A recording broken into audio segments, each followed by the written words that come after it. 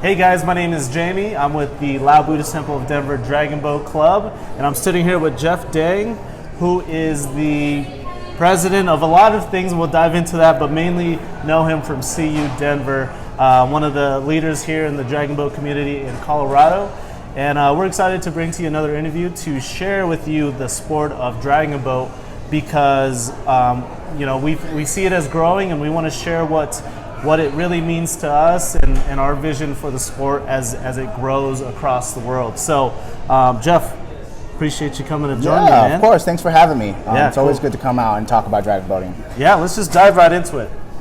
And we have to know how your dragon boat journey started. So tell us a little bit about that. Okay. Well, so I was a CU Denver student, hence why I represented CU for so long. But for a while with dragon boating, I'd gone to the festival. This was actually before I was even a student. I'd gone to the festival, and it was only because my mom wanted to just see what was up. But I never got to see the races. I grew up in a restaurant, so we were always running back and forth. So my mom would just drop me off, and she was like, "Okay, you see it? All right, time to go." So I was maybe there 15 minutes and never got to experience it. Having gone to college, I had a friend that raced in it, and he said, Jeff, you should try this out. So, but I do remember the first time I did it, I had 2 pool practices. The following week was the festival. We went out, I clanked a lot of paddles, maybe cracked a couple knuckles. It felt like the race was never gonna end, and I don't think a lot of people knew each other at the time. It was our first time really seeing each other as a team, and it was very interesting. So you just got thrown in? Just got thrown in, right into the boat, into the water, and they said, all right, go, have at it. I think that's a lot of people, how they start. What year was that though? Oh, wow. I think that was back in 2013. So you've done 6 years? Yeah, it's been about 6 years now. 6 years? Mm-hmm. That's awesome. That's awesome. Yeah. So then from that day, that was with CU Denver? Or? That was with CU Denver. Okay, so tell me a little bit about how your journey went from there, from when you started. Wow. I've always been kind of a shy person, but trying the sport for the first time, I've seen a lot of different opportunities to see people grow. I've always been a people person. Having working in my parents' restaurant, I was very family oriented, and I wanted to see what dragon boating could potentially do. And when I got a little bit of taste of it at the end of the season, because the community is so great, one of the more competitive teams invited us to race. They said we need someone for one of our last races. I sat in the back, and I have never felt the boat press at one time all together, right, in sync. And when I got off that boat, the entire season after it ended, I told myself, that is what I want to have. This is what I want to have happen. I talked to the captain soon after, and I said, hey, I would love to join and see how I can help. That captain had then stepped down, and I started taking over, and I'm all about having fun. I'm all about having fun. But I also want us to work towards some kind of a goal. So I pushed the team to work a little bit harder. I set some requirements and some expectations, and in turn, I've always loved that. Dragon boating it keeps you on your toes and keeps you on top of things for the sport, but also outside of the sport itself, which is why I loved, and I use dragon boating as really a tool to help students grow, right, and take something when they step away and they graduate and they go out into the real world. Mm-hmm. And I've been, 6 years into it. It's been nothing but, it's been amazing. Yeah. It's been amazing to say the least. Yeah, it's hard to put a word on it, but it's been amazing is a good word. So then, would you say that year after was really what propelled you to become kind of a leader on the team and start taking the team to the next level? Yeah. So taking the team to the next level was very interesting. All the example that we ever had was looking at YouTube videos and seeing how the teams would race, right? We would look at some of the Chinese teams, and they would have such a quick stroke rate, and we're like, that's what we need, right? That's why they're going so fast. So we basically try to implement that just looking at some old videos that we'd had online, and we tried that. And then it wasn't until we started going out and doing different races and outside of Colorado and experiencing and seeing that the world of dragon boating isn't just in Colorado. It's out in Canada and Asia. It's everywhere. and seeing that these folks are able and learning from them. And it's amazing to see not only Colorado that everybody was so nice and kind to help. You go out there and we have these really professional teams that are open and say, hey, you should think about doing it this way. You should put your stroke this way. Think about these. So we started taking it a little bit more seriously. It was a lot of like endless nights thinking, okay, how can we improve this? How can we improve that? It was the last 6 years have been a lot of continuous improvement. That's what I like to believe, right? There's no such thing as perfect. You know, you just practice makes better.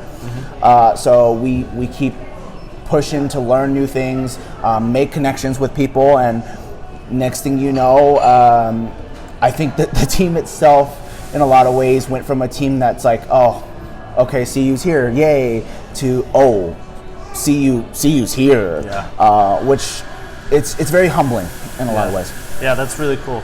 I remember when CU Denver started to rise. It's like, oh, we got to pay attention to them. And you guys kind of like snuck on the scene. Yeah. You know we're very on the down low, and then all of a sudden, boom, it just kind of came up.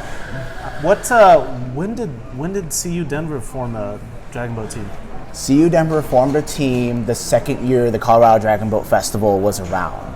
What? So the second year, that was when they first competed. Are you serious? I'm serious. I had no idea. So it's been, I don't know how many years now. It's like 18, 19 years now. And it was mixed with students and alum and faculty for the longest time. And it was always more just for fun and for a way to just kind of bring a team together, bring some people together and get to know each other and then go do something together kind of thing. And it wasn't until the last 5 years or so that we started taking it to more serious. But yeah, the school's been racing for a hot minute.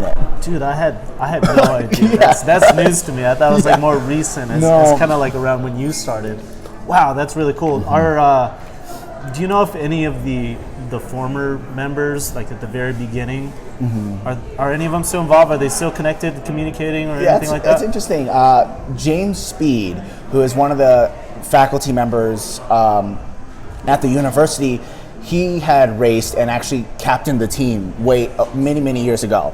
And James has actually been a huge advocate for the team and helps with a lot of the funding and a lot of the coordinating on the back end. So you never see him anymore. He's more in the back end, but he still pushes and finds ways to bring students in. And so definitely a lot of involvement, and definitely there's other faculty members that are in the school that remember, oh, there's a team, and they'll continue to basically give some of their money from their office to help support the students. Yeah, that's really cool. And I want to put a plug. I just thought of this. If you're a student at CU Denver and if you're looking for like an activity to do, but you didn't play soccer or like football or baseball, this is a sport that you can absolutely jump into and learn and become an outstanding paddler. I mean, I've seen paddlers that had no athletic background, they become really good. So if you're a student there and you're looking for involvement in other recreational activities, join them, reach out. We have a Facebook, we have an Instagram. Reach out, talk to us. I promise we won't bite much. midway plug.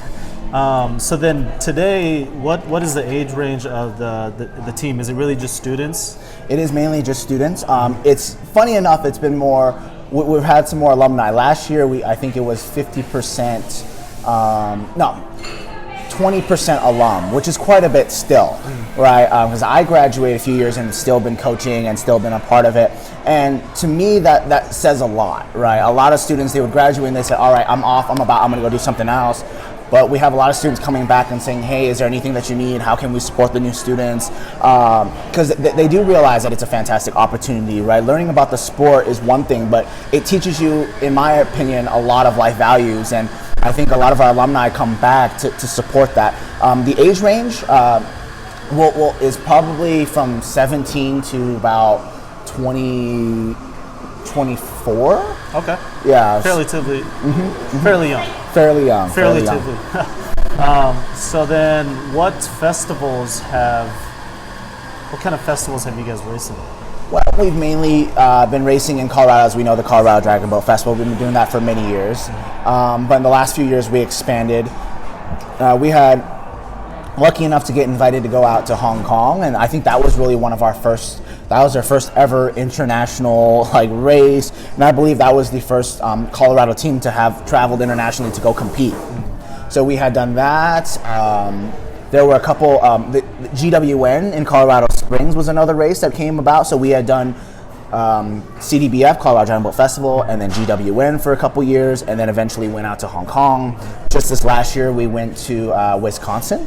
I learned a lot having gone to Hong Kong, realizing that you are kind of stuck as far as what you think you can accomplish when you're just always around the same people, right? So I always want to be around. So when I'm at the gym, I used to be, I'll be honest, I'm used to be that guy that's super intimidated by all the really big guys.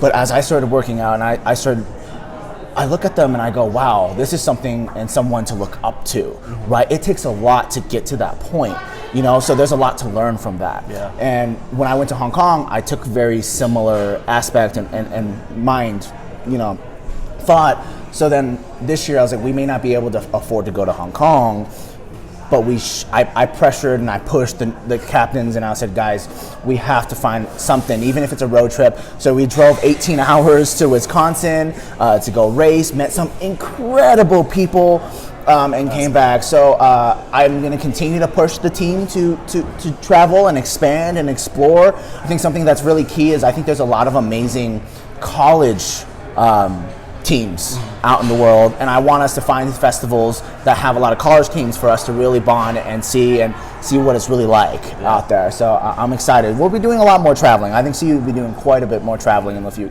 years to come. Yeah, that's really cool. And I understand your role is transitioning a little bit, and we'll talk about that. But I'd like to dive into Hong Kong because we got to go to Hong Kong too. Yeah. Dude, what was that like? I mean, oh man, like being there first for the travel and then the races. Tell me a little bit about it. I gotta say that was one of the most stressful times of my life. I've always been known to be the dad of the team and anywhere, and when I went out, when we were going, I was always in the back of the line. I was always worried about everybody, and it's just managing like a bunch of kids in my eyes, right? And everybody's like running all over the place and trying to do different things. So whether it's just like going to the airport or getting food or whatever, it was stressful. We actually got lost in one of the trains. So one of the passes in the underground trains had scanned, but for some reason didn't work, and the entire crew just left like one person.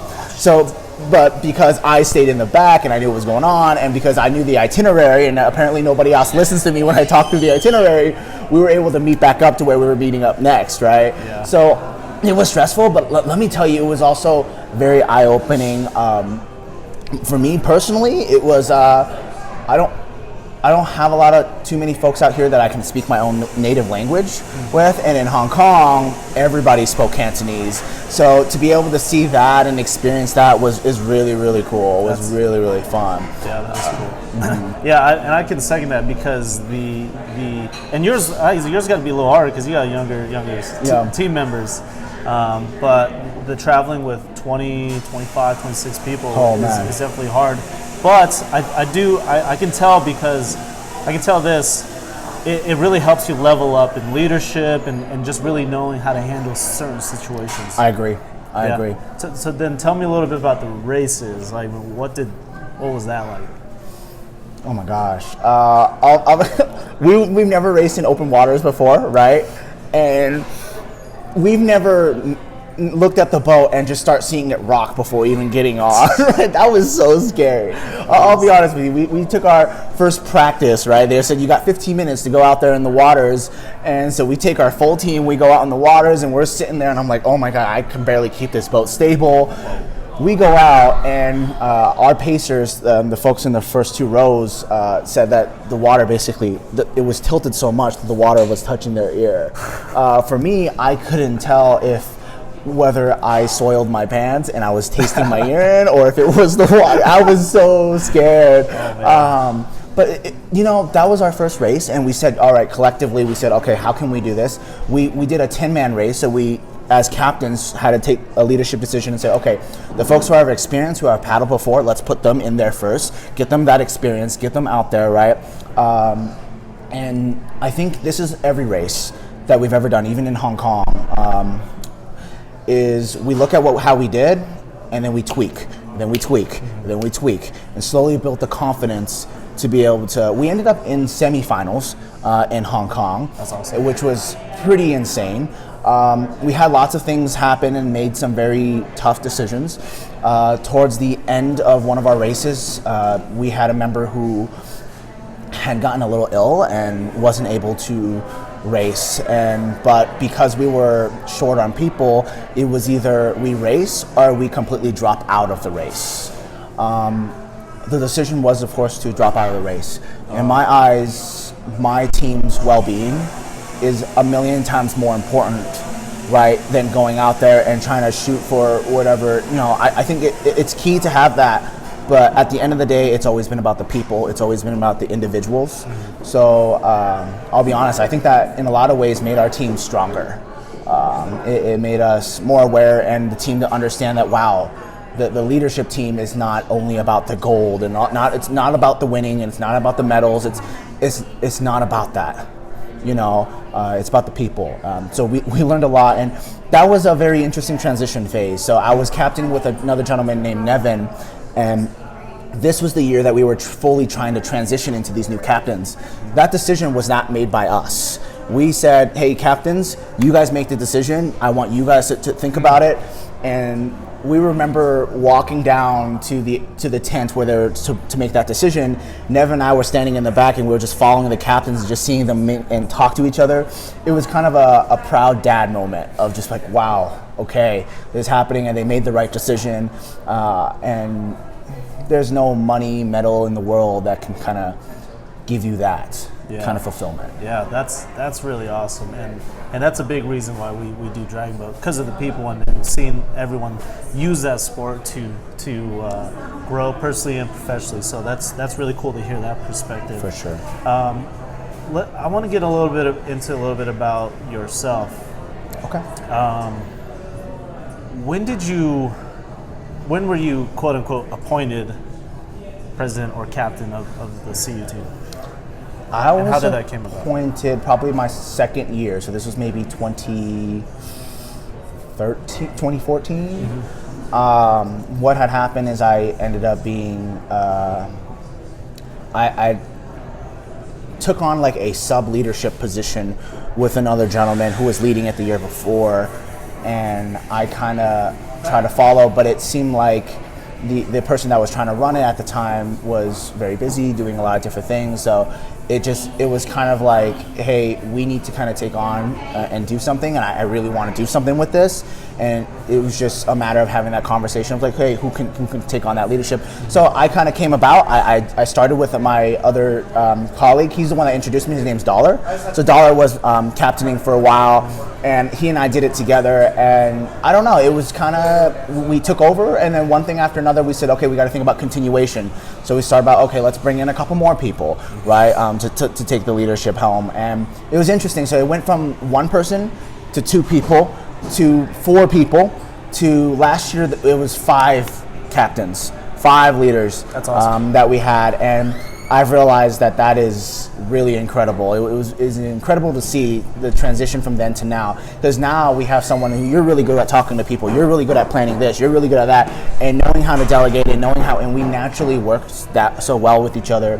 Those are some amazing things to see. So that my leadership per se is it's been one of the most fulfilling things in my life in the last 4 or 5 years.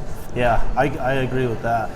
And then with CU Denver and you leading the charge there has opened up a lot of other opportunities for you, mainly being the Mile High Dragon Boat Race Club, which is the current organization that is kind of running the boats and the practices currently for the festival and the teams here in Colorado. Tell me a little bit about what's going on with that and how that came about. Well, last year, around April time, the club was trying to go to a camp. It was a Dragon Boat camp to teach people how to basically paddle or hone in your skill a little bit more. I had gone out there with a couple folks from the club, met some really amazing people, also some new people, new faces that I hadn't seen, that I didn't even realize were in the community. We raced, and I got to meet some really incredible folks. A lot of the coaches out there are international coaches, trained professionals, and get to see the club that they had out there. And then we kind of started having a conversation. Yeah, we have a club here, but it's really mainly known for just the practices. And we saw that there was just such a community, and it had such an opportunity to really grow the community in a bigger sense, that when we came back, we said, hey, let's implement something. So White Eagle was our president in the last 2 years, and we had worked with him and said, hey, we talked to some other team in Florida, and they said that in order to recruit people, they have open paddle nights. So like, why don't we try that? So every Wednesday we did an open paddle night, and it was incredible. We thought nobody was going to show up. We had one boat, that full boat the first night, and then all of a sudden we had 2 boats, and the most we've ever had was 4 boats. We actually someone had to stand on the side because we couldn't fit enough people on there. And in my eyes, I saw the opportunity, I saw the need, I saw that there's people that are either, whether they're already on a team and they want more practices and they don't know where to get it.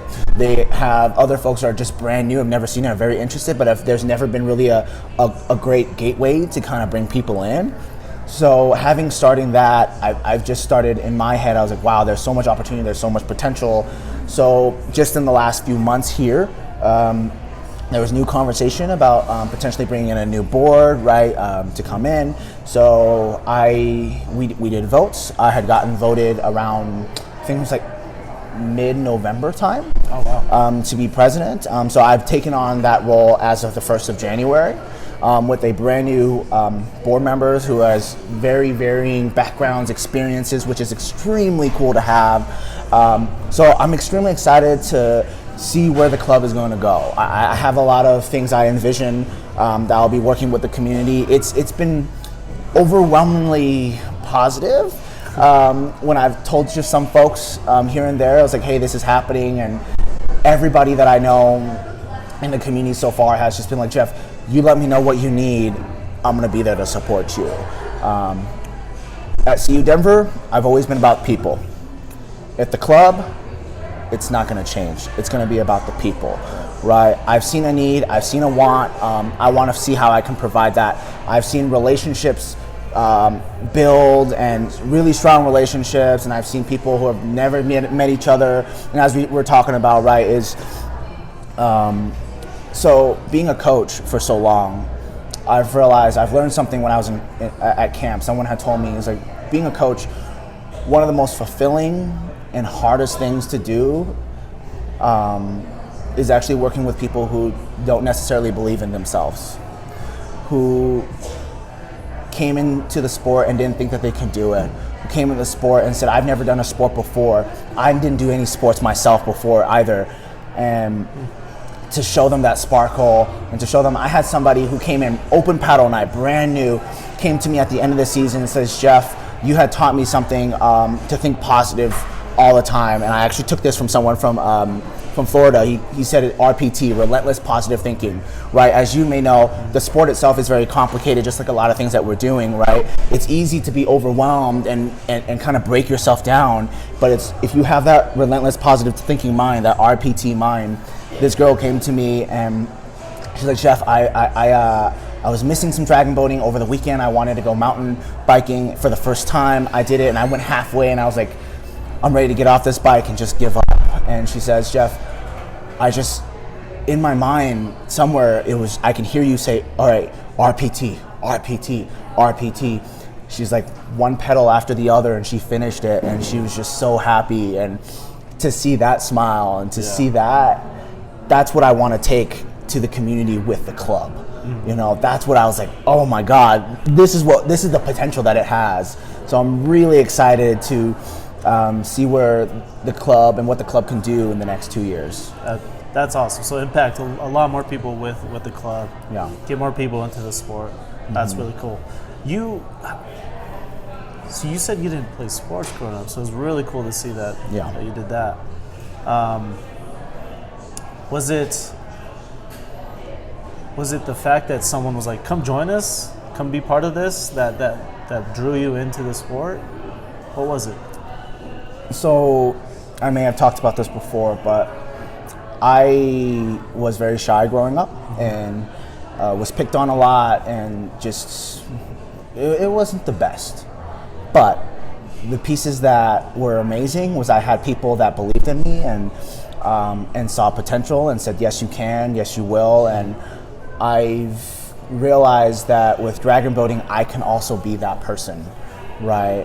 Which is why I've taken on such a role. And so with the sport and not having done the sport before, to me, it didn't really matter. It was having someone out there that was like, hey, Jeff, I know you can do it, right? I believe in you. I know you can. And from then on, I was like, that's all the words I need to hear. I was like, I'm going to keep working on it. I'm going to keep working on it, right? My dad's always told me, he's like, I don't care what you do. Just ask yourself and make sure, did you do your best, right? And I said, okay, I think I did my best. I'm going to keep working on it, right? And that's all that really matters. So that's kind of how I pushed myself to, be a part of the sport. That's awesome. That's awesome. So then the sport in general, and I have to ask this to all people that race, how do you describe dragon boat racing to someone that's like, what is that? For my music nerds out there, so I used to be a part of an orchestra, and this is one of the things that this was my high. This was my high. So we would practice every single day, a certain piece of music, and there was a parts like someone couldn't get it right, they were off, they were flat, they were whatever, right? And then we would practice for months, and then when it came time to the concert, there's this moment where when you're playing, all of a sudden you listen, and everybody's in tune. Everybody is one. I take that and I have that exact same moment that when we're paddling and you go with that stroke and when you're pressing and you're pushing everything you got and giving everything, that everybody else has that. Yeah. For me, that's that feeling and that's the high and that's what I love, right? I used to be afraid of the horn when they start. Oh man. But now I get so excited. Yeah. They say, ready, attention. I can see everybody's eyes. I can feel it in the air that this is what we worked for, right? And I not only do it for myself, I do it for the team. That to me is what dragon boating is all about, right? Is practicing being complete strangers, complete different athletes, but coming together and be able to do something together as one. In my opinion, dragon boating is the one thing that is truly a team sport. Yeah. I mean, if you think about it, it's 20 people on a boat. There's no other team sports out there that has 20 people on the field, right, etc. It's pretty incredible. So that's I love that. That's a really cool way to explain it. How would you? And we got into this a little bit earlier. What do you enjoy most? It's really the people. I'm starting to pick up this theme. But what would you say is the toughest thing with being part of a dragon boat team? And then also leading a dragon boat team.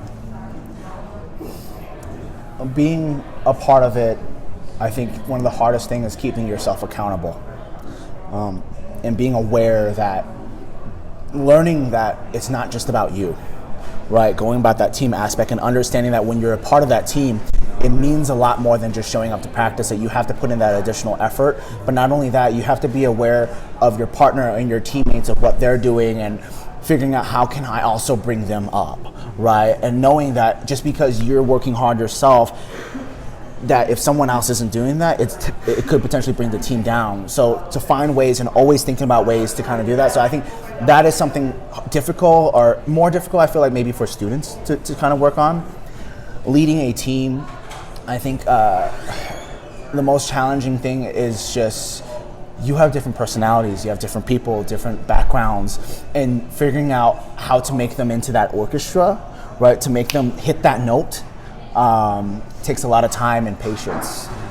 But time and patience is definitely worth it, in my opinion. Yeah, that's awesome. What is and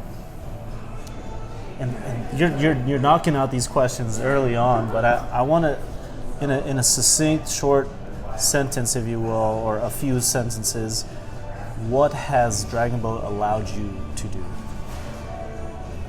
I don't know if that's possible, a couple sentences, but really, how would you say that to someone? Dragon Boat has allowed me to find my passion in people, my love to work with people. That's what Dragon Boat has done for me. That's awesome. That's well said, and I think a lot of other people can say the same thing. So thanks for sharing that, Jeff. I want to, as we wrap up the interview, and I feel like we can go on. We can go on for all day. We can go on all day, but we'll have to share at the end of the interview when you guys could come and learn more about this sport. But let's get into some fun facts. Tell me about. Actually, you talked about this. Your first Dragon Boat Festival. Let me take a step back.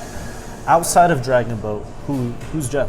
Oh man, I think a lot Besides of a people. music nerd? Yeah, besides a music nerd, I think a lot of people think that all I do is work, but I work because I do it for family, right? So I work at a software company right now, but one of the reasons why I love it is I get to actually work with a group of younger out of college students and help develop them into professionals.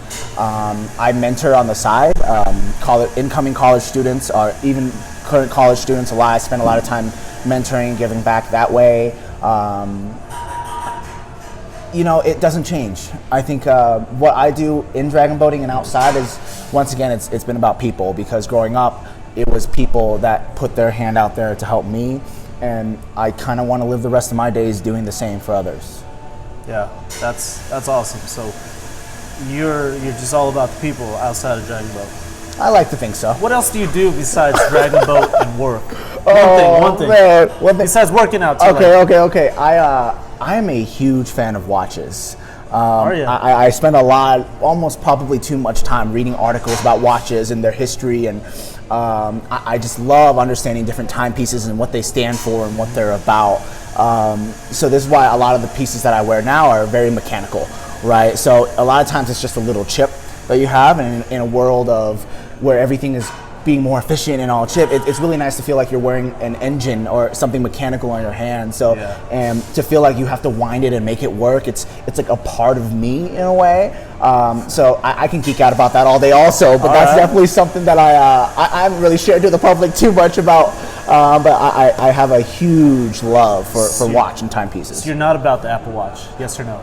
I am, and I used to own one. Okay. I used to own one. I have a fitness watch that I have, a Garmin that I use for races specifically.